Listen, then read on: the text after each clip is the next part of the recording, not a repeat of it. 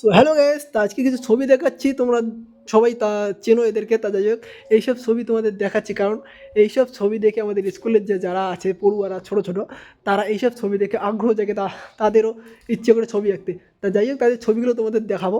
তো এখন এই যে এই ছবিগুলো দেখো, একটু পরে সেই ছবিগুলো দেখাচ্ছি তোমাদের। তো এখানে রবীন্দ্রনাথ ঠাকুর রয়েছে, সবাইকে মানে এঁকে দিয়েছি।